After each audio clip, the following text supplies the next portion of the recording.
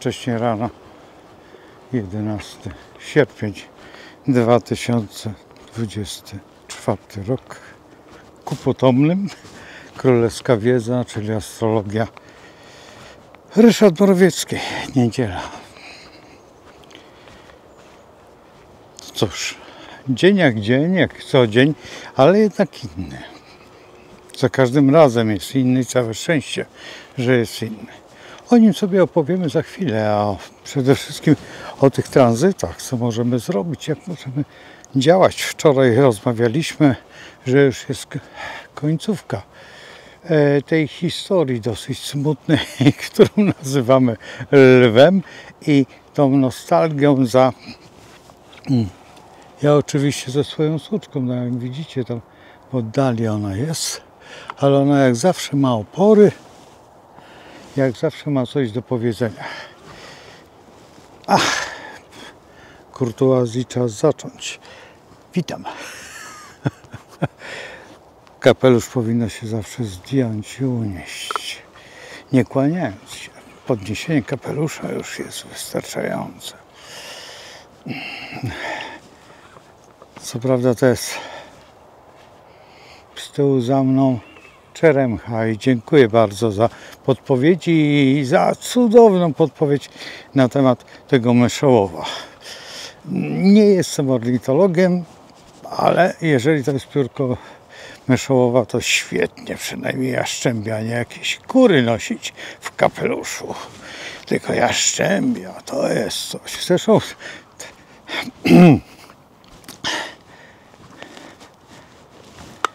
niektórzy mają w herbie jaszczębia. No, jest to jakby nie było szlachetny ptak.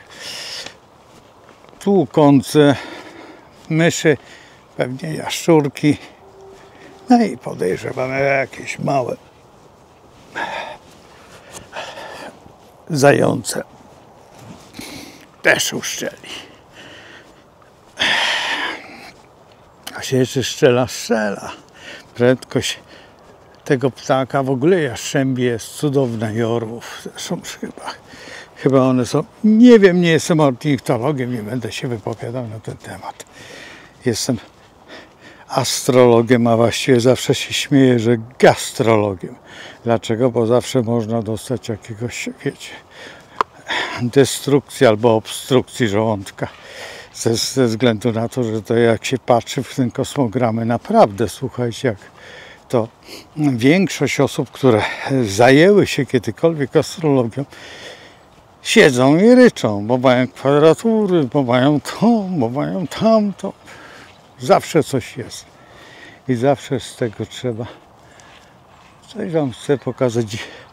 Akurat nie jest dobre miejsce, ale sobie staniemy w takim miejscu, żeby było ładnie. Z tyłu za mną czarny bez, oczywiście. Uwielbiam czarny bez, wiecie o tym. No i tutaj te czeremchy, już mirabelki się zakończyły, ale coś wam pokażę. Niebo.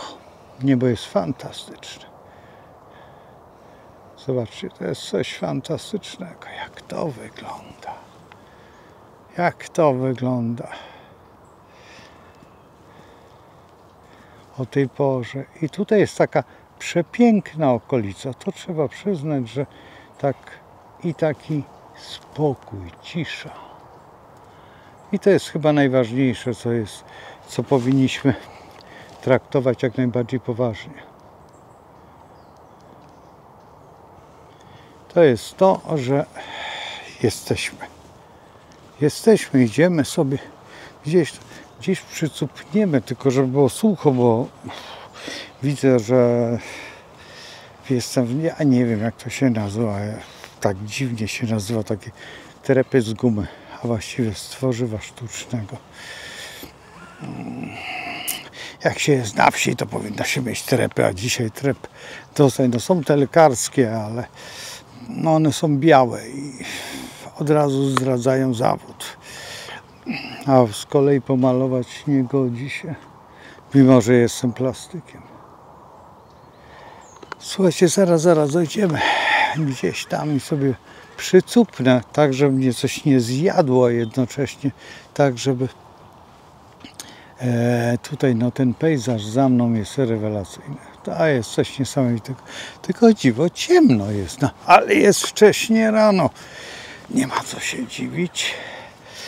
Suczka oczywiście opowiedziała mi, słuchaj, wychodzimy na dwór. A ja lubię te wczesne poranki, kiedy jestem sam na wsi. A rzadko bywam teraz, bo kiedyś tam gdzieś moje miejsce było wtedy tam w Kołobrzegu i tam bywałem bardzo wcześnie nad morzem. Ale skończyły się te czasy i dobrze, że się skończyły, bo nie mówię, że były złe, ale jakoś tak zdecydowaliśmy, że już morze pożegnaliśmy, a w dodatku to morze jest no, lekko brudnawe tam, gdzie ja mieszkałem, bo tam była ta ta przechowalnia ścieków i nie tylko. Także osławione miejsce niesamowicie, a kiedyś opowiem o tym, ale troszeczkę czasu musi płynąć. Za to bardzo lubię Zatokę Gdańską, zresztą kocham to miejsce, bo tam się wychowałem w Gdańsku. To była część mojego życia, właściwie tego drugiego. Znaczy, dlatego, że tam ojciec pracował też w Gdańsku, właściwie to bym pomiędzy Oliwie, a nie Gdańsko. Jeżeli Gdańsk to jest Oliwa, jeżeli Oliwa to jest Gdańsk. No ale trzeba odróżniać, że mieszkaliśmy wtedy różnie, w Orubowie, w wielu miejscach. Zresztą to były wspaniałe czasy. Przede wszystkim w Gdyni. Rozpoczęliśmy od Gdyni, ale kuzyn mieszkał i już nie odszedł dosyć dawno. Odszedł i mieszkaliśmy u niego. Mieszkaliśmy u kuzyna właśnie w Orłowie, w takim miejscu, gdzie potem kręciliśmy film i wszyscy byli zaskoczeni, że ja akurat trzeba było znaleźć taki dom, gdzie jest rok. No i tam był. Bo wiecie, jak to jest. Reżyser coś sobie wymyśli albo scenograf, no i trzeba to znaleźć. To była moja pierwsza praca taka w filmie, ale jako scenograf, a nie jako aktor czy tam ktokolwiek. Właściwie scenograf, pomocnik scenografa, to za daleko powiedziane i robiliśmy etiudy. Wtedy to były bardzo dawne czasy. Niektórzy pamiętają, niektórzy już nie pamiętają, niektórzy pamiętają zupełnie inne rzeczy. Czas goi rany. I najważniejszą rzeczą właśnie jest to, żeby powspominać dzisiaj, powspominać sobie cały ten tydzień, możemy powspominać i zobaczyć, gdzie mieliśmy wady. I jak te wady zlikwidować, bo przecież, no cóż, jest taka kwadratura pomiędzy Marsem a Wenus. Mars i Wenus, kwadratura, to wiecie, kłótnia numer 1. Mars reprezentuje, jakby nie było, ktoś powie oczywiście, że nie, proszę pana, ale reprezentuje kobietę. Wenus reprezentuje męskość. Dlaczego? Dlatego, że tak jest. Jeżeli tak jest, to jest prawidłowe. Jeżeli u mężczyzny jest Wenus w jakimś aspekcie do kobiecego Marsa, to wtedy jest prawidłowo. Dlaczego? Dlatego, że mężczyzna jest mężczyzną i musi mieć tą słabość do tej kobiety, więc lepiej, żeby miał tą Wenus aktywną. A kobieta musi mieć, no co tu ukrywać, ale pociąg do tego mężczyzny. Nie taki tentowimowski, chociaż do Elizy by się przydało. I taki twardy, no, do Elizy to co się gra, tak? Nie będę tutaj ćwiczył swojego głosu. Ale jednak czasami niektórzy to lubią wygrywać na fortepianie albo na pianinie. Na pianinie trochę gorzej słychać, na fortepianie lepiej niesie. A potem Eliza. No i przechodzimy potem do olimpiady. Dziękuję bardzo za zwrócenie na olimpiadę, ale muszę powiedzieć, że to ja też tam troszeczkę naświntuszyłem, ponieważ jak zwróciliście uwagę, ten symbol olimpiady zakończył się tylko 2 jajami. Czy ja coś mówiłem? Zwróćcie uwagę. Specjalnie to zrobiłem, bo po prostu musicie na symbole zważać. Musicie na to wszystko uważać, bo każde słowo jest bardzo ważne. Nie dlatego, że bo pan Ryszard powiedział. Nie, wasze też są bardzo ważne. To wy właśnie popełniacie błędy, że czasami od was albo jedno i ta kwadratura się uaktywnia. Jest tak wesoło, że sąsiedzi wszyscy już nie wiedzą, czy dzwonić na ratunek, a mężczyźni pewnie myślą, znowuż będzie alkohol. No cóż, tak czasami bywa. Bywa tak czasami tylko dlatego, że trzeba skonfrontować. Ta konfrontacja nigdy nie jest zła. Kto się kłóci, ten się lubi, tak? I to jest taka prawda, że kłótnia jest budująca, bo to jest burza mózgów i to, co teraz mamy właśnie, to jest ta burza mózgów. Całe szczęście, że wakacje, całe szczęście, że ten lew, tylko nie rozmawiać z lwami, bo to jest po innym stanie skupienia, bo rozmowa z lwami to jest właśnie po kłótni, kiedy dama pójdzie z koleżanką, a przypuśćmy w założeniu, ten chłop pójdzie z chłopami zalać robaka. Można by nawet tej kukurydzianki piłem kiedyś. Dobra, twarda, w dużych ilościach. Autentycznie. Tutaj oglądałem wczoraj wieczorem, że pan Cejrowski nie lubi bimbrów. No nie wiem, nie rozumiem. Ja uwielbiam wszystkie tego typu alkohole pod jednym względem, że wiem, kto to robił, ale dla mnie bimber jest takim koniakiem. Bo to trzeba przyznać, że co to koniak? Przedestylowane winogronowe wino. No więc co tutaj przedestylowane? Zresztą wszystko ze wszystkiego można destylat zrobić, żeby dobrze widzieć po nim. Czasami zamracza, ale to zamraczenie to jest zupełnie, to jest przepicie już alkoholowe, ale nie pijmy szybciej, bo się ściemnia. Tego nie wolno robić. Za każdym razem w ogóle lepiej bardzo ostrożnie. Ja tutaj zaraz sprawdzę. Raz. Nie wiem. Chyba jest wszystko w porządku.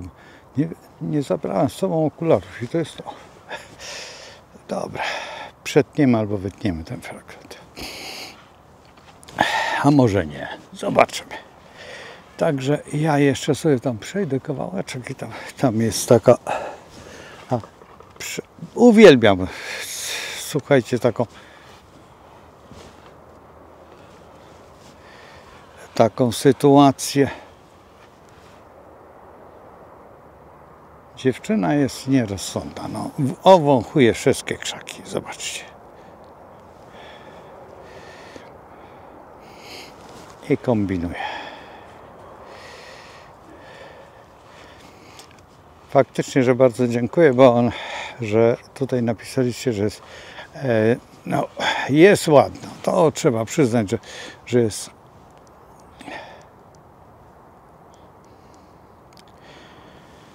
Że jest bardzo zgrabna. Także to prawda. Jest dziewczynką z klasą. Ale wszystkie harty, jak się ma harta, chyba że jakieś połamańca, no bywają, oczywiście, że tak. Kolega ma takiego harcika, wziął z schroniska, bo nie może wytrzymać bez psa, a namówiłem go na harta i jest bardzo szczęśliwy, ponieważ on jest chodziarz. I bardzo dużo chodzi i mówi, potrzebuje psa, który, wiesz, nie będzie jęczał, że idzie. Bo przez przypadek kupił sobie kiedyś bulldoga angielskiego i ten bulldog angielski no, w pewnych momentach kładł się i trzeba go było nieść. I on potem taki wózeczek sobie załatwił, nie wiem, gdzieś z Francji chyba. I tego bulldoga, ogromnego bulldoga, ładował do tego wózka, no i maszerował dalej. Z tym wózkiem wyglądał to mniej więcej tak jak Rydwan, tylko odwrotnie. Pan cesarza bulldoga angielskiego. I trudno, żeby Anglik był cesarzem, no ale czasami się też tak zdarza. Jakby to bulldog francuski, to by mógł być. Potomek Napoleona. Mały, brzydki, no i nie tylko, i złośliwy. I udający wielkiego. Już dalej nic nie będę mówił, bo historycy dostaną szału albo nazwijmy to inaczej histerycznego rozwolnienia. Oczywiście, że tak, że trzeba brać pod uwagę jeszcze kilka rzeczy, które są bardzo istotne w astrologii, bo aspekty. Zaraz jak tylko spocznę, jak tylko tam usiądę, dojdę, bo muszę nabrać powietrza, żeby to wszystko zreferować i spunktować. No i przede wszystkim kamerę ustawić w ten sposób, no i muszę stanąć w odpowiedni sposób, także żebym mógł, chociaż nie wiem, czy tutaj by nie było lepiej, bo bodźce jakie będą na mojej dziewczynę, to ja zostanę tutaj.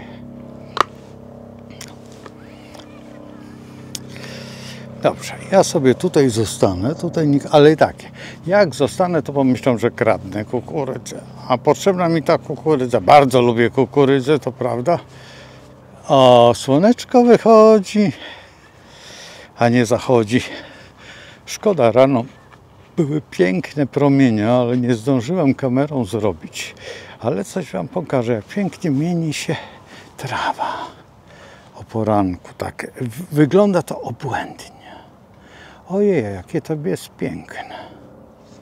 Zobaczymy, czy to będzie możliwe do pokazania. Ale miejmy nadzieję, że tak. Nie wiem, czy widzicie, jak ona tutaj, ta trawa daje takie bliki. Niesamowite. Tej rosy takiej. Zobaczcie, jak to wszystko pięknie wygląda. Jak tutaj te krzaczki, tutaj akurat trawy. Jak się budzi słoneczko. Coś i popatrzcie. Czy to nie jest przepiękne? Czy może być coś piękniejszego jak budzenie się słońca? Co prawda słońce już się dawno obudziło. Imperium angielskie było takie, że nigdy nie zachodziło słońce w nim. Patrzcie, ojejku, to muszę pokazać, bo to jest niewiarygodne. Nareszcie coś pięknego. Słuchajcie, tam daleko. Nie wiem, czy widzicie takie czarne punkty. 4 krowy i mała króweczka. A nie, 4? Tak, 4 krowy i mała króweczka. Krowa na wolności. Hurra! A nie to, że krowy siedzą w tych pudłach i produkują mleko. A potem je pijemy typu karton łaciate. Przecież dzieci nawet niektóre nie widziały w życiu krowy. A skąd to jest? No stąd to jest, że większość nas pochodzi z takich okolic. Akurat ja nie stąd. To nie są jakby przejściowe sytuacje. Ja pochodzę zupełnie skądinąd, bo pochodzę spod Kalisza, a dokładnie z kaliskiej ziemi. Jeżeli patrzymy tutaj ze strony, mamy Bo jeżeli patrzymy ze strony ojca, to właściwie tutaj, tylko tam bardziej w tamte strony Piotrkowa i nazwijmy to Piachów. Czy Piotrkowa, tak. Stamtąd, chociaż oni mieli zupełnie inne zapędy niż moi dziadkowie ze strony mamy. Tutaj, no cóż, jak się brało w powstaniach wszystkich udział i to trochę zabrano. I zsyłkach, nie zsyłkach, stąd też tej rodziny tak daleko, panie, za chlebem. Dlatego mnie to tak boli, bo w gruncie rzeczy nas na zjeździe rodziny no znaczy tutaj dokładnie po I wojnie w Kaliszu żeśmy się spotkali, było 200 parę osób, a teraz ostatnie spotkanie było chyba w 68 albo w 69 roku, nie pamiętam dokładnie. No to co nas było? Znaczy z przydatkami 40 parę osób. Z przydatkami to jest na rzeczy już inne nazwiska. Zresztą ja też już noszę inne nazwisko. Z tym, że ja jestem spokrewniony jakby z 4 rodami i w ten sposób nie odróżniamy, czy my jesteśmy tak, czy my jesteśmy tak, czy my jesteśmy tak. Dlaczego? Dlatego, że rodziny się, no wiecie jak to, jechało się do kogoś, no i poznało się taką dziewczynę. Ta dziewczyna się okazywała, że ma to samo nazwisko, tylko ze strony prababci. Czy była kuzynką? Tak. Albo na przykład jechało się i 4 braci brało się za 4 siostry. I potem naprawdę nie wiadomo było, po którym bracie się jest. A co najtrudniejsze było, że ci bracia ginęli na wojnie i kobiety też umierały bardzo wcześnie ze względu na to, no tak, moja babcia mając 34 lata, prababcia umarła mając 34 lata przy porodzie. Właśnie zostało to dziecko, a na przykład brało się następną siostrę za żonę, bo przecież tak było i potem były dzieci następne albo za jakąś kuzynkę i znowuż to samo nazwisko, to samo, ale czasami nawet to samo imię. Więc mamy kilka takich numerów w rodzinie, także jestem spokrewniony z bardzo wspaniałymi rodzinami, przynajmniej dla mnie. I w ten sposób sam nie wiem, czy to jest kuzyn, czy nie jesteśmy kuzynami. A tak ciotka powiedziała, a co za różnica, wszystkie dzieci są nasze. I w ten sposób bywamy na zjeździe zupełnie innego nazwiska i oni bywają na zjeździe jeszcze innego nazwiska. Ja mówię o mamie rodziny, nie o tacie, bo w tacie rodziny raczej zjazdów nigdy nie będzie, bo oni są zbyt wojowniczy. A właściwie nie jest wojowniczy, tylko nie zupełnie potrafią utrzymać tak zwany reżim w rodzinie. A to dlaczego? No co tu ukrywać, ale rodziny różnie się łączyły i czasami przysposobiano jakieś takie, robiono takie unijne zapędy, i to, które dzisiaj są w Unii, a wtedy były już wtedy. A oni się nie mogą pogodzić, że są tylko przysposobieni. No trudno, tak jest. I tak bywa dosyć często w rodzinach i no to jest właśnie ta sytuacja. Oj, to też bym chciał pokazać, a właściwie zarejestrować. Coś wam pokażę, bo to jest dla mnie nie ewenement. Tutaj jest tego sporo, ale no to jest ładne. To jest ładne. Oj, zaraz. Aj, przepraszam. Chodzi mi o tą roślinkę. Widzicie? Jaka jest przepiękna? No i to jest świetna roślina. To znacie.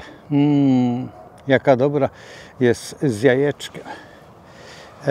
No i to się kiedyś jadło kończyny. Słuchajcie, była taka sytuacja, że ja kiedyś byłem w takim towarzystwie, powiedzmy, że wegetariańskim, ale trudno powiedzieć, czy wegetariańskim, raczej roślinożerców.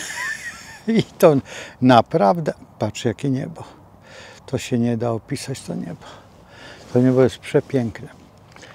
Świetna okolica, świetny możemy, po prostu ściąga. A tutaj co jest na tej ściądze? Oczywiście mam zaszeregowane, zobaczcie, mam zaszeregowane planety i sobie planety na ten dzisiejszy dzień omówimy. No cóż, zaczniemy od Słońca, bo Słońce jest w sekstylu do Marsa. Dobrze, że jest sekstyl. Sekstyl to jest taka gwiazdeczka i bardzo dobrze, dlatego że ten sekstyl daje taką energię, taką moc i w tej duchowości przydałoby się tego roztargnienia takiego myślowego i w dodatku jeszcze jest w sekstylu do Jowisza. Słuchajcie, Jowisz jest taką planetą, która chce dużo. I to, czy chce dużo? Mogę zabluźnić? Ile on chce? Nie będę bluźnił, bo jeszcze coś powiem. Ogromnej ilości. I to jest najtrudniejsze, że Jowisz nie ma umiaru. Zarówno jak i w spożyciu, jak i za króla sasa jedz i popuszczaj pasa. No to jest mniej więcej, to jest to, hopsa sasa. I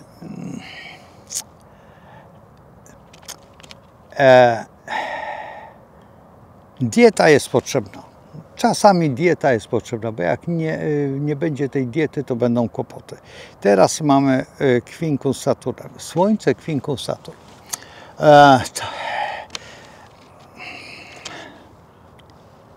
Quincunx to jest niewyjaśniona figura. Jeżeli ktoś umie wyjaśnić Quincunxu, to proszę napisać to, opisać to i ja zgłoszę to do Nagrody Nobla, jeżeli to się uda. Oczywiście, że jasnowidze to potrafią, ale to trzeba być jasnowidzem.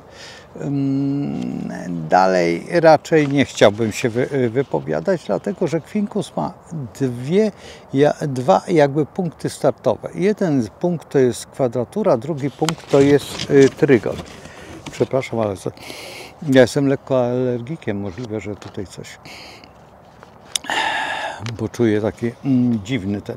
No i ten Quincunx, nie wiadomo skąd on pochodzi, jak on wygląda i o co tutaj idzie, o co tutaj biega.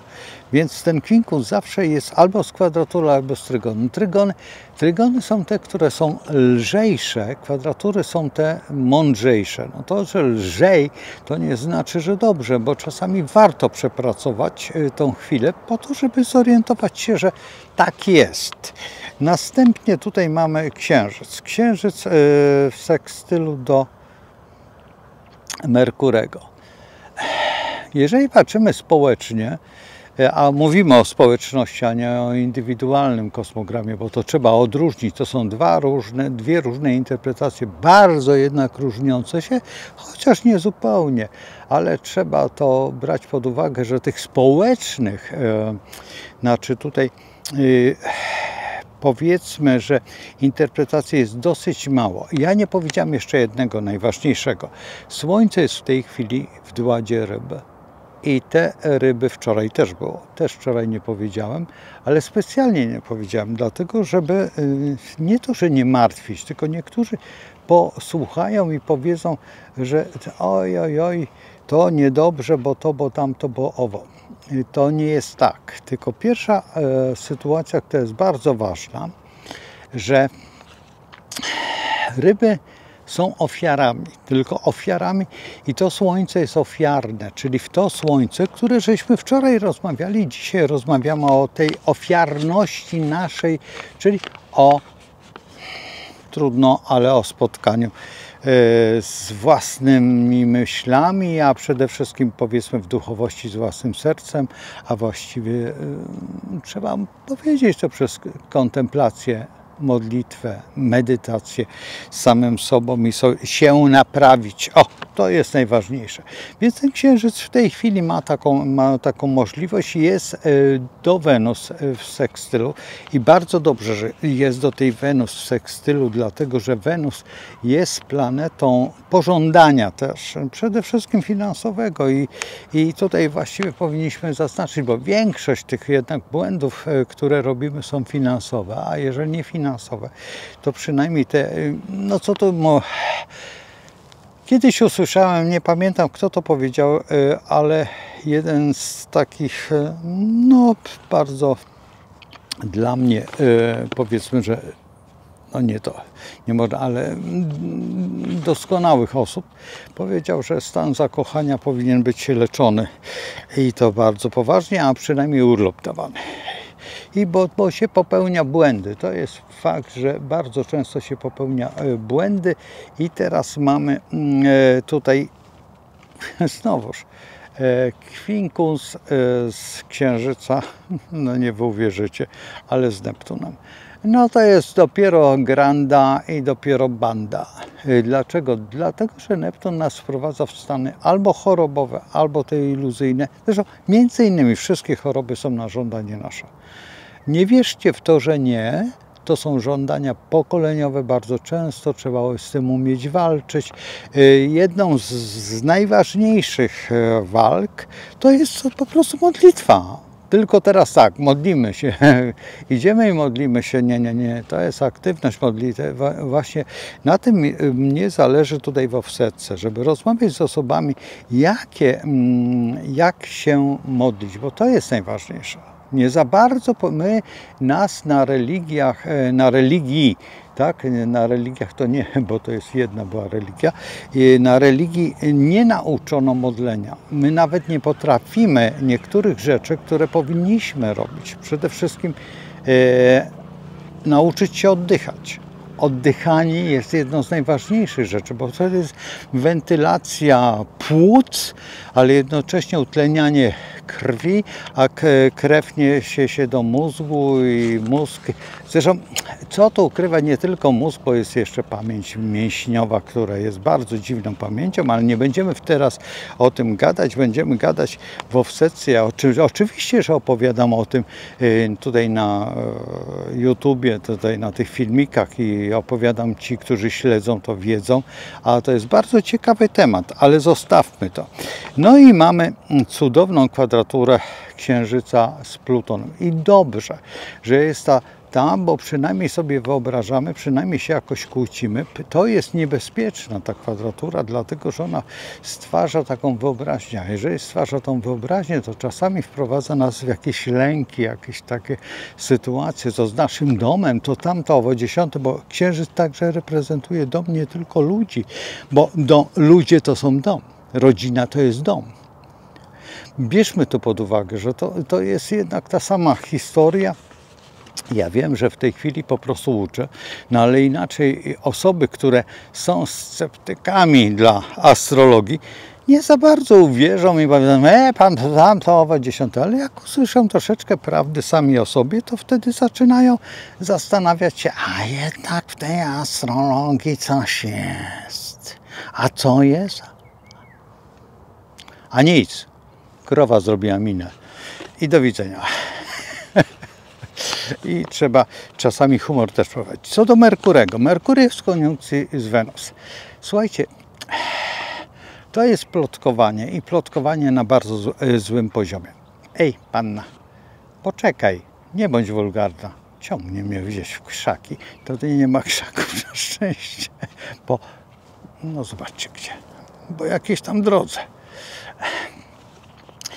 I sytuacja jest taka, że akurat Wenus z Merkurem, jak pamiętacie z mitologii, a poczytajcie sobie o mitologii, skutki nie są takie złe. Tylko że w tej chwili te skutki są na tej olimpiadzie. To jest właśnie dopuszczenie do tolerancji. Jeżeli dopuszczamy do tolerancji, to wtedy mamy takie, przeczytajcie sobie, naprawdę bardzo proszę, albo opiszcie tutaj, jak to wygląda. jak to wygląda z punktu widzenia spotkania Merkurego z Wenus. Albo napiszcie nawet, bo będzie mi bardzo miło, bo przynajmniej wtedy wiedza nie poszła w las, tylko w nas. I tutaj co jest skutkiem? No po prostu wtedy najłatwiej interpretować ten skutek i to jest najprostsze. Teraz Merkury jest w kwadraturze do Urana. Czy to dobrze, czy źle? A i to jest problematyczne i to bardzo. Dlatego, że jeżeli mamy tego Urana, a Uran jest intuicją i Merkury też jest słowem, no to razy jeszcze w kwadraturze, no to znaczy, że te słowa puszczane są na wiatr. To wszystko, co się dzieje, jest, ale trzeba brać pod uwagę, że Merkury ma sporo lat, tutaj bardzo krótki okres, ale Uran ma sporo lat do, jak mówi się, do koniunkcji spotkania, do jakiegokolwiek i to są dalekosiężne plany. Te plany dalekosiężne czasami przekraczają jakby zdrowy rozsądek. Jeżeli przekraczają zdrowy rozsądek, to już zaczyna być niebezpieczne, więc Merkury z Uranem w kwadraturze mogą wytworzyć, z tym, że jedna rzecz, z której trzeba się ucieszyć i cieszyć, to jest moment, który trwa niezbyt długo. Także skutki tego nie są aż tak groźne. Zawsze i kwadraturę zawsze można naprawić wieloma sposobami. Jednym z sposobów, znowuż uderzę w modlitwę, ja przyglądam się po prostu Indiom, Gandiemu i w dodatku, co to ukrywać, ale człowiekowi, którego nie za bardzo cenię, ale tutaj dokładnie panu marszałkowi, tak? Inaczej mówiąc dziadkowi, który był wzorem dla tego pana, który tam ukradli księżyc, jeden zginął i dla niego to był to i nawet naczelniku przed swoim mówił, no i chciałby zostać też naczelnikiem. No i może tak, jakby ktoś tak powiedział, panie naczelniku, to by się ucieszył, jeszcze jakby czapeczkę dostał z daszkiem skórzanym, to już w ogóle takim nieekologicznym dzisiaj. Ta czapeczka pod wpływem, ten daszek pod wpływem słońca by się rozpadł. A lato mamy tego roku taki, no wiecie. Akurat ten kapelusz, który mam, też jest skórzany i to jest australijski. Dlatego, że nie lubię podrób. Ktoś powie, nie dlatego. Wymarzyłem sobie ten kapelusz bardzo, bardzo dawno temu. Rok temu kolega mi nie to, że sprezentował, tylko zapytał się w ten sposób, chcesz, to bierz. Ile zapłacisz, tyle zapłacisz. Ja się zapytałem, ile go to kosztowało. On mówi, słuchaj, ja go dokładnie dostałem. Jeżeli mówimy się na jakąś sumę, wiesz, że my jesteśmy wobec Ciebie bardzo uczciwi. Bo taka prawda, ja pracuję dla niego, on pracuje dla mnie. No i tak to się wyrównało. Także w sumie jakie dziwne struktury na tym niebie. Tylko czy to jest sztuczne, czy to nie jest sztuczne. Pokażę Wam. Nie wiem, czy to będzie widać, ale pokażę. Opa, lekko do góry. Słuchajcie, w tym miejscu jest jakby taki wir. Pomiędzy tą chmurą, ja nie widzę, bo tu jest bardzo mały. Zaraz zobaczymy. Gdzie to, bo kamera inaczej widzi. Taki jest jakby, idzie w górę, idzie taki jakby autentycznie wir, jak DNA wygląda to.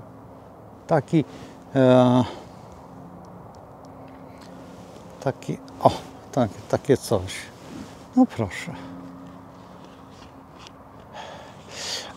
Faktem, że jak mieszkałem nad morzem, to wychodząc o pewnych godzinach wiedziałem, co będzie następnego dnia, jaka pogoda będzie. Mało tego, jeżeli szedłem po zachodzie słońca, to wiedziałem, jaki tydzień będzie. ale w odpowiednich godzinach. Trzeba było być dokładnie o odpowiedniej godzinie, bo inaczej nie. Ale było widać po kolorze słońca, po kolorze morza. Ja tego nie potrafię tutaj na tym terenie zrobić, ale tam się nauczyłem. Nauczyłem się dokładnie w Orłowie od takiego rybaka, a potem on się przeniósł do Władysławowa, a ja razem z nim, bo mieszkałem we Władysławowie też przez, no przypuśćmy, no nie było to aż tak długo, ale 1,5 roku. Mieszkałem we Władysławowie i w tym Władysławowie wtedy,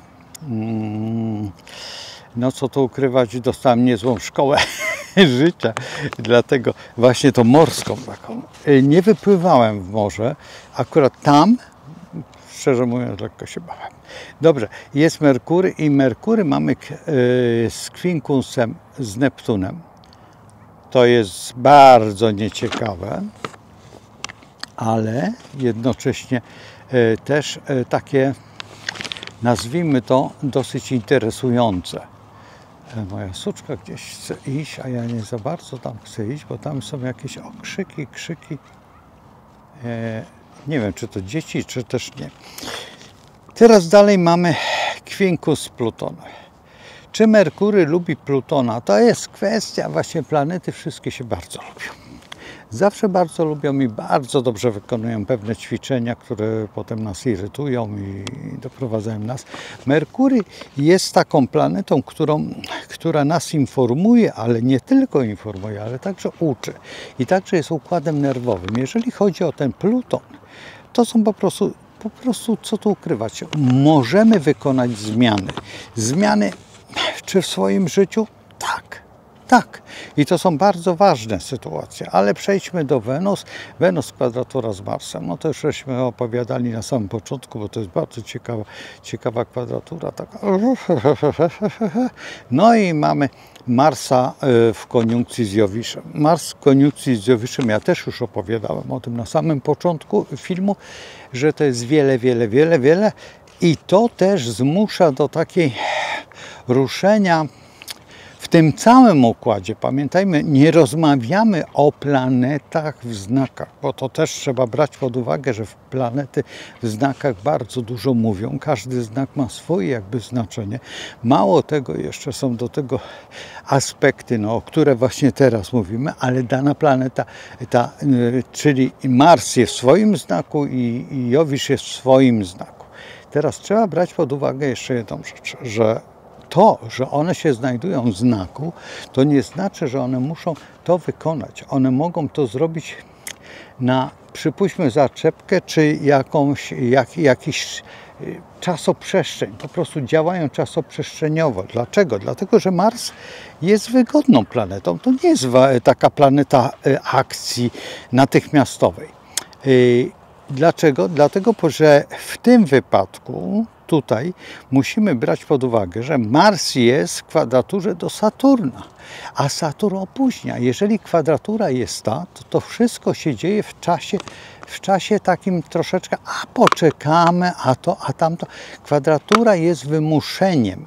I wszyscy wiedzą, że Mars-Saturn daje zupełnie jeszcze jakieś inne znaczenia, które te znaczenia są bardzo istotne dla funkcji naszej, która jest funkcją, nazwijmy, czy proroczą, czy też nie. Saturn jest wskaźnikiem to, co było i on jest takim egzaminem przeszłości. No więc to, że historycy i wszyscy ludzie mówią, że jest ten sam czas, który był kiedyś, to prawda. To prawda i oczywiście, że tak jest, że to jest to co powiedział pan, który jest dzisiaj ministrem chyba spraw zagranicznych, że jesteśmy w okresie przedwojennym, to jest fakt. To jest fakt, dlatego że okres ten był taki sam i teraz albo pójdziemy tą drogą pana Becka, albo pójdziemy tą drogą powiedzmy, nie wiem kogo, bo dzisiaj mówimy o jednym, a robimy drugie. Nie wiem, czy my w ogóle wiemy, co my robimy. Od tego trzeba rozpocząć, dlatego że to, co się dzieje na świecie i to, co się dzieje w całej przestrzeni świata, to chyba jeszcze nigdy nie było tak, żeby świat się nie tyle przeistaczał, co zastanawiał się nad jedną najważniejszą rzeczą. Czy da radę? Bo świat w tej chwili zmienia jakby swoją strukturę. Taką strukturę też będziemy o tym rozmawiać z Tadeuszem i z Tadeuszem żeśmy rozmawiali. To i między innymi robi Pluton, ale nie tylko Pluton, bo Pluton jest najbardziej czasowy, ale także i, co tu ukrywać, bo to jest 240-250 lat, tak można przyjąć, można też mniej, to w zależności, trzeba zobaczyć w efemerydach, bo Pluton teraz ostatnio przyspieszył i właśnie zrobił nam te wszystkie cyrki tak zwane, bo normalnie kwadraturę robi w 90 lat, więc właściwie trzeba przyznać, że 90 lat niektórych nie dotyczy.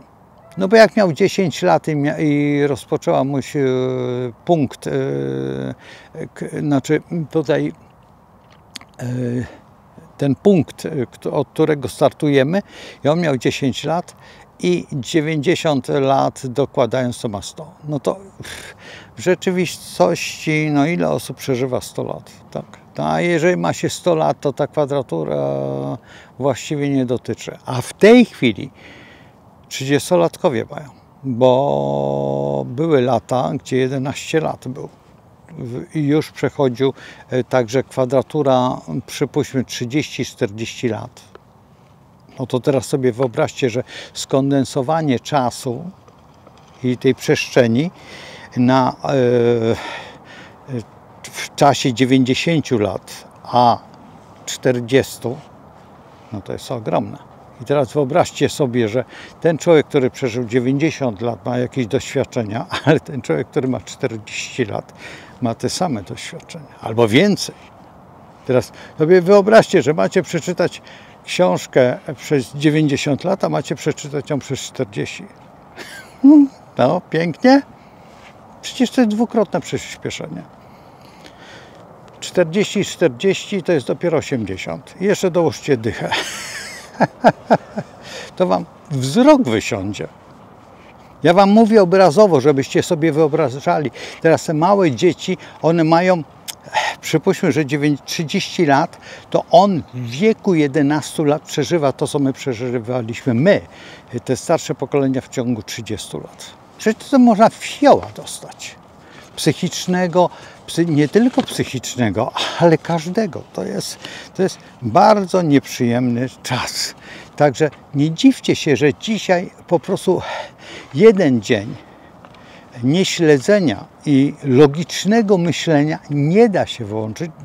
Dlatego też ta sztuczna inteligencja, która się stworzyła, która jest z jednej strony zbawienna, z drugiej strony to jest świństwo, jakiego w ogóle człowiek, to jest po prostu zwykła zagłada człowieka, zagłada myśli. Bo jeżeli my poddamy się czemukolwiek takiemu, dlaczego? Jeżeli wypiszemy kartki i na tych kartkach napiszemy różne zdania i te kartki przetasujemy i tych kartek będzie tylko 12, to jest dla nas wyrocznia. Ale jeżeli stworzymy z tych kartek 3000 tych kartek i wyciągniemy z tych kartek w jakimś systemie, który człowiek robi, no to już jest zagłada. To jest zagłada. Między innymi tak zginęło państwo Inków, tak zginęły największe cywilizacje świata. To jest bardzo proste, to nie potrzeba nad tym myśleć. Jeżeli ktoś uważa, że on tutaj odkrył Amerykę, albo pan Ryszard tak powiedział, nieprawda, to przecież to widać, że jest koniec cywilizacji europejskiej, a właściwie chrześcijaństwa. To jest to tylko niektórzy sobie nie zdają sprawy, że chrześcijaństwo jest tylko drobną sektą tutaj judaizmu. Judaizm, jeżeli w tej chwili uważa, że on przetrzyma albo cokolwiek, nieprawda, on w ogóle nie przetrzyma w tym momencie, kiedy chrześcijaństwo padnie. I to trzeba sobie wytłumaczyć. Jeżeli oni tego nie wiedzą, o co chodzi. I teraz, jeżeli teraz patrzymy na religię muzułmańską, która w tej chwili właściwie odnosi wielkie sukcesy, chociażby w dzieciach, to nie dziwcie się, to jest ta religia abrahamowa, która wywodzi się z tego samego. No więc jeżeli cokolwiek się dzieje pomiędzy tymi trzema religiami, zostaje przeszacowane po prostu. I czy przyjdzie ta religia, tamta ta religia też nie. Bo jeżeli zrobiło się zamach tutaj na tej olimpiadzie w stosunku do kogokolwiek, jakiejkolwiek religii, robi się zamach na te tutaj odłamy, ponieważ jesteśmy tą samą religią. Nie ma, to jest różnica tylko w interpretacji. Jeżeli patrzymy na buddyzm, ja przyglądam się buddyzmowi bardzo blisko i buddyzm jest w pewnym sensie, jest jakby religią, ale jest raczej filozofią. Czy jest ateizmem? Nie można powiedzieć, że jest ateizmem, ale jest bardzo bliskie katolicyzmowi. Teraz, jeżeli patrzymy, że moment, kiedy chcemy z chrześcijaństwa wyjść, wchodzimy właśnie w buddyzm. I tutaj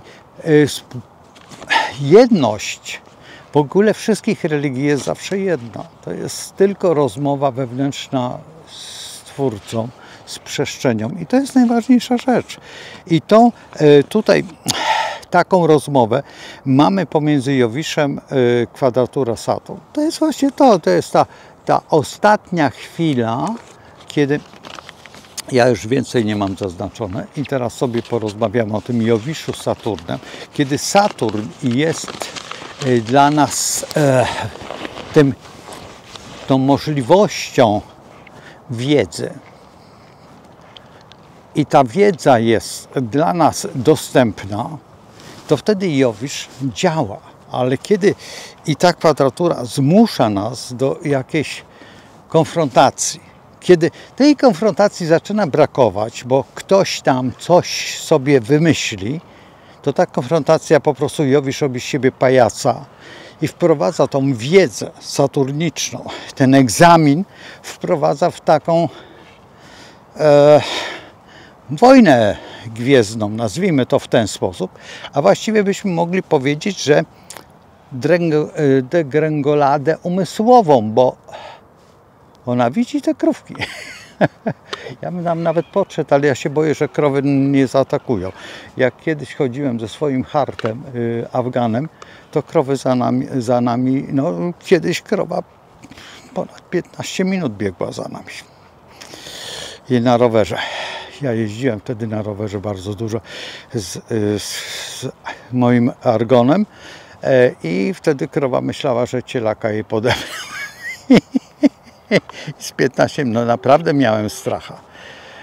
Miałem dwukrotnie stracha ze względu na to, że tak, krowa uciekła poprzez tego pastucha. To jest raz, a dwa, potem inaczej.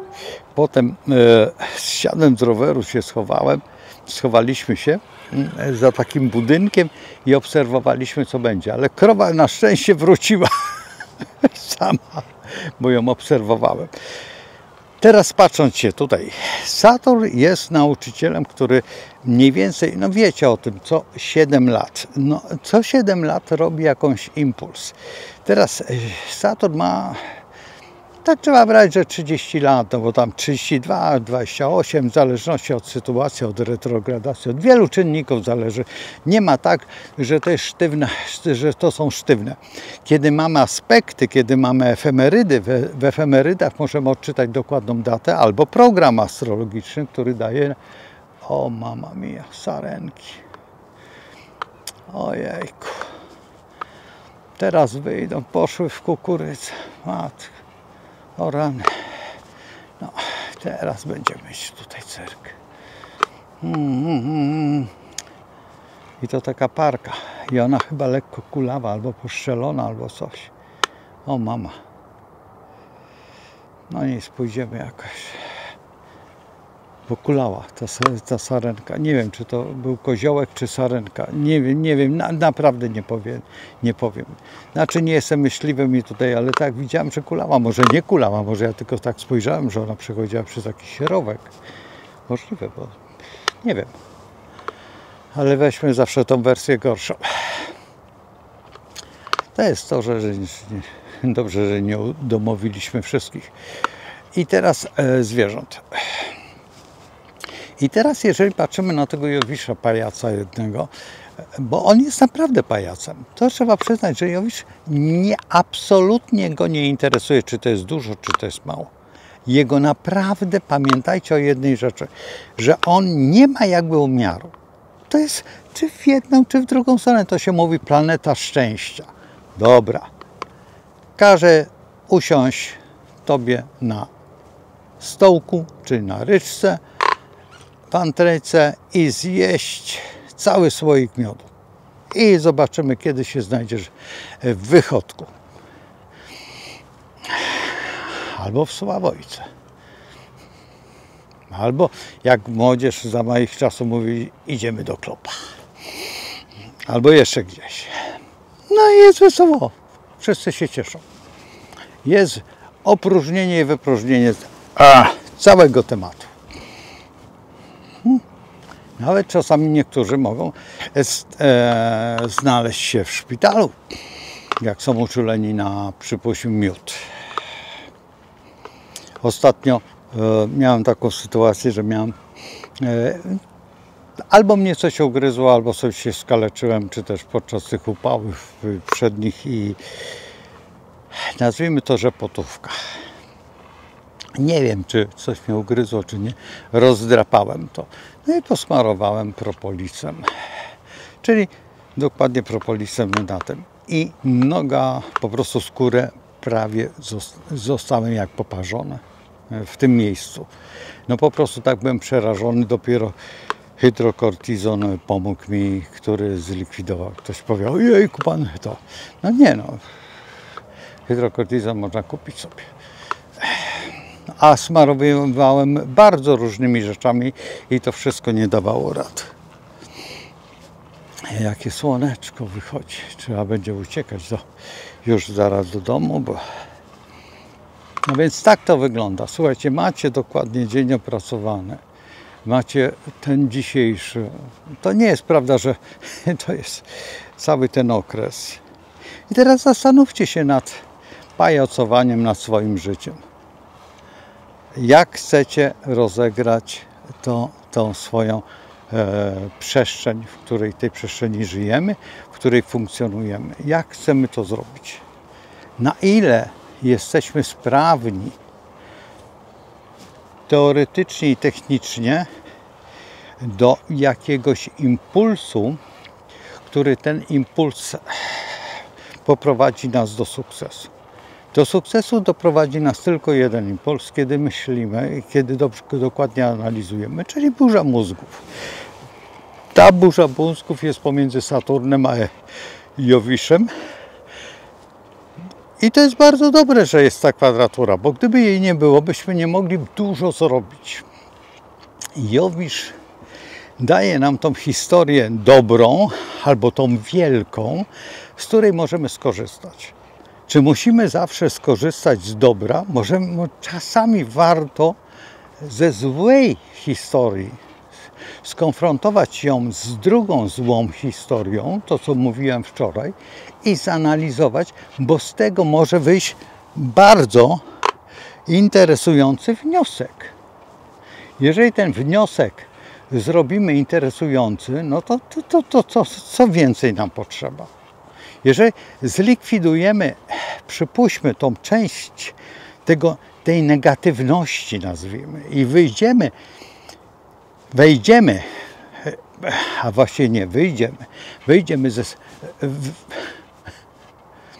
wejdziemy w strefę komfortu, przekroczymy ją, to właśnie wtedy. Bez Saturna i bez Jowisza tego nie zrobimy. Także w tej chwili mamy ogromną władzę nad sobą, nad tym wszystkim, co dookoła nas. I to jest ogólnie światowo. To nie jest tak, że tylko indywidualnie, proszę pana, bo tamto. Nie, każdy z nas dostaje tą szansę od Stwórcy, od przestrzeni tej kosmicznej, po to, żeby ją wykorzystać. A to jest sprawa, no właśnie ten pociąg myśli nas ostrzega. I to jest właśnie to, co ja najbardziej lubię, że przestrzeń pracuje dla nas. Tylko trzeba umieć to rozpoznać. I to, co Chrystus powiedział, po znakach rozpoznacie. No więc słuchajcie tych znaków, które daje serce, które dają okoliczności. To nie jest tak, że budując możliwość, my nie mamy żadnej możliwości bycia stwórcami. My jesteśmy twórcami, ale tworzymy swoje życie, walkę ze swoim ja. I to jest najbardziej istotna sprawa w tym całym galimatiasie naszego życia. Jeżeli potrafimy panować nad swoimi wrażeniami, doświadczeniami, tym wszystkim, spełniają się cuda.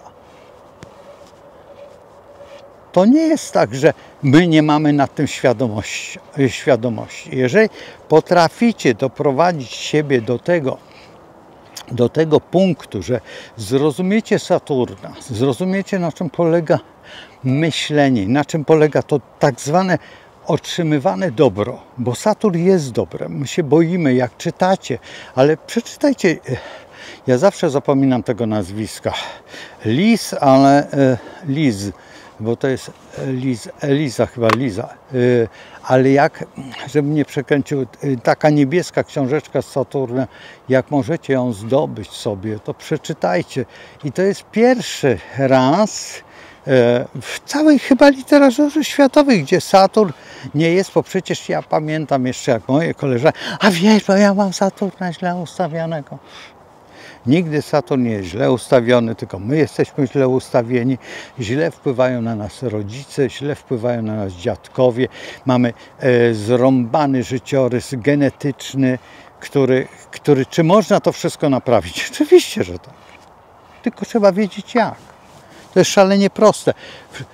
Niedawno, parę dni temu spotkałem znajomą i zaczęliśmy rozmawiać. I ona mówi, wiesz, podejrzana jestem o cukrzycę, teraz będę miała wyniki, czy to.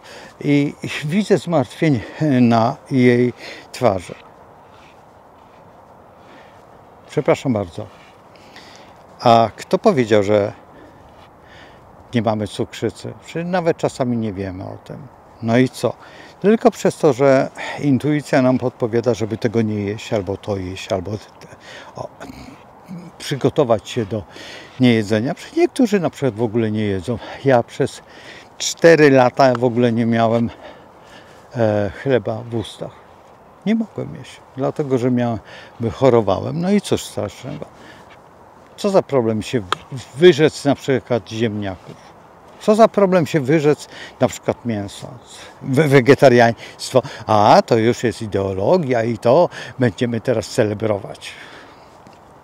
Nie, wegetariaństwo jest to pewien rodzaj diety. I jeżeli ktoś potrafi doprowadzić to wegetariaństwo do takiego super, to proszę, ale nie na siłę. Po pierwsze, trzeba wiedzieć, jak to robić. Trzeba zorientować się, organizm czasami nie potrzebuje mięsa. A przychodzi moment, ja nie jem, nie można powiedzieć, że nie jem, bo to jest nieprawda, ale w założeniu nie lubię słoniny.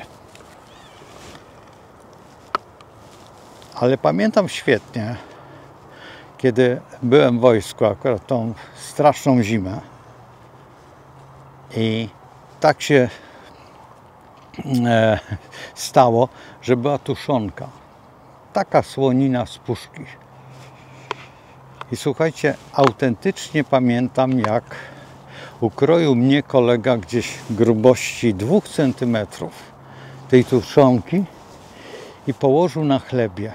Na chlebie, który miał chyba też z 1,5 cm. I to była taka wuzetka.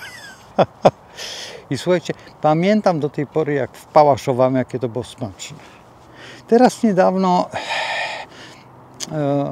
no, ktoś tam ze znajomych robi te tuszonki w słoikach i akurat przyniósł mnie w prezencie.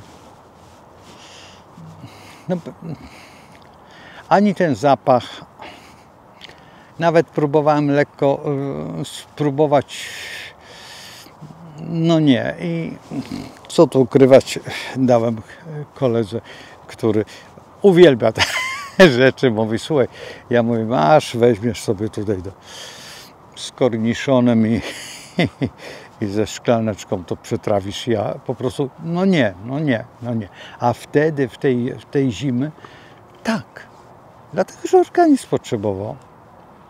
Ja jestem zdziwiony, na przykład chociażby ostatnimi latami, jeszcze jak byłem w Warszawie, mieszkałem w Warszawie, przecież to nie było tak dawno, tylko 10 lat temu, ogromne ilości zjadałem powideł, drzemów, tego naprawdę szło w ogromnych ilościach. Ja potrafiłem przywieźć tutaj od takiego znajomego rolnika 4 skrzynki wiśni i to wszystko przerobić. W tym roku, jak zjadłem jeden słoiczek malutki powideł, znaczy w zeszłym roku, tak, czy w tym okresie teraźniejszym, mały słoiczek zjadłem wiśni, powideł, to wszystko. A wtedy w takich ilościach. Jeszcze sypałem do tego papryki, na przykład do śliwki sypałem papryki ostrej, z chili jadłem i z serem, na przykład uwielbiam takie coś. W tym roku powiem szczerze, że jem bardzo dużo papryki tej ostrej, tej czuszki, czy jak to ona się nazywa. I w zeszłym roku naprawdę bardzo dużo czuszki zjadłem i co najciekawsze, że na surowo. A kiedyś jadłem z tymi powidłami i zmienia się to menu w zależności od sytuacji. Nie ma co cierpieć, nie ma co tylko intuicyjnie podejść do tego, przede wszystkim sprawdzać siebie, swój organizm w już obojętny sposób. Ja akurat skorzystam z biorezonansu, gdzie poznacie na pewno tą panią i porozmawiamy sobie o tym biorezonansie, jak to wygląda. Dlaczego korzystam? Ponieważ jest nieinwazyjny. Profilaktyka jest bardzo ważna, najważniejsza i to jest właśnie ten Saturn. Saturn wymaga od nas, tylko musimy wiedzieć, tak, jeździmy samochodem, żeby nie znaki na drodze, które pokazują prawoskręt, lewoskręt, czy te światła, czy zebry, czy też ta linia, to byśmy się pozabijali. To byśmy ginęli na tej drodze, mając tą mechanizację. Jeżeli w tej chwili stworzymy nową mechanizację, albo to, co w tej chwili wszyscy chcą zrobić, że ograniczyć prędkość do tej prędkości jakiejś tam takiej, w porządku, tylko dajmy alternatywę.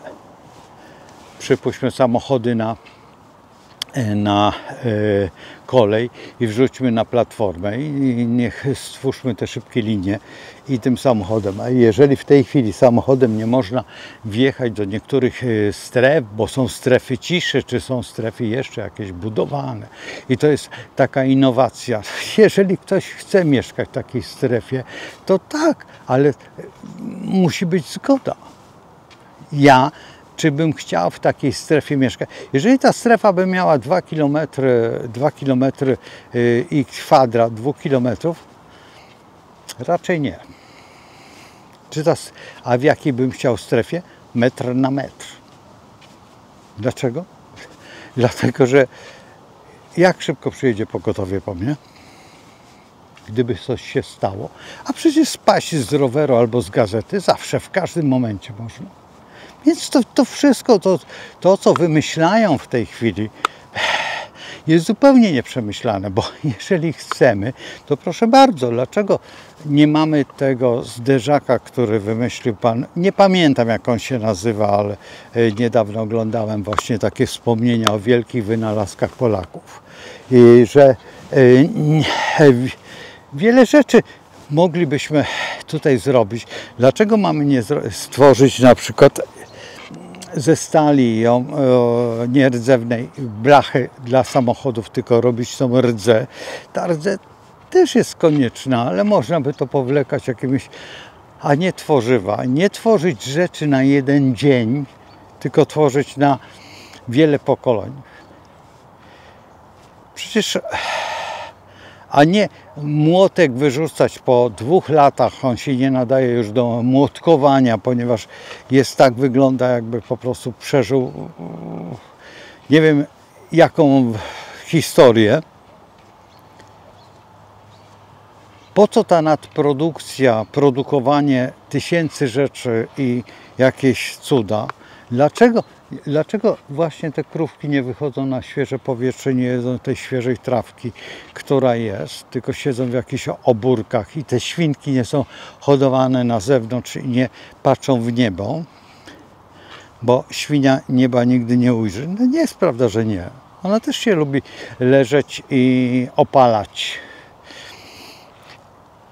I nie tworzyć tego wszystkiego, co jest przeciwko drugiemu człowiekowi i przeciwko przyrodzie. A przyroda, co tu ukrywać, właśnie ten Jowisz z Saturnem robi te rzeczy. I dzisiaj takim ewenementem jest ta olimpiada, o której będzie się długo opowiadać. Bo o angielskiej się w ogóle nie mówi, olimpiadzie, o tym otwarciu, o tej francuskiej zupełnie nie.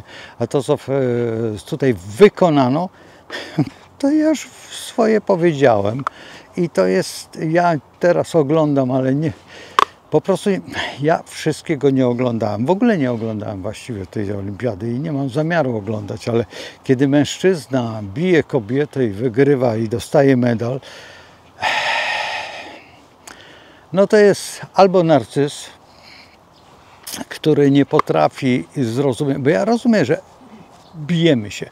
Ja ze swoją koleżanką miałem taką przyjaciółkę Jadwigę. Jadwiga była najpierw poszła na judo, później nauczyła się karate, jeszcze w dodatku Shotokan. No i z chłopakami się tukła. Równo. I to nie było tak, że tam Jadwigi nie można było pacnąć. Jadwiga w dodatku strzelała świetnie z łuku, także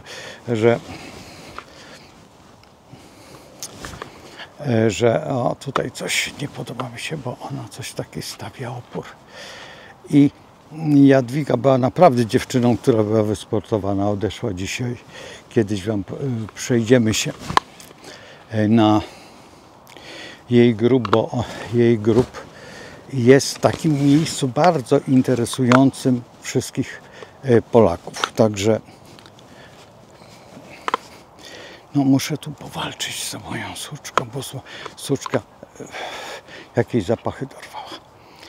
Także tutaj naprawdę jest sporo do prześledzenia. Także słuchajcie, ja się bardzo cieszę, że oglądacie. Wczorajszy film miał bardzo dużo wejść.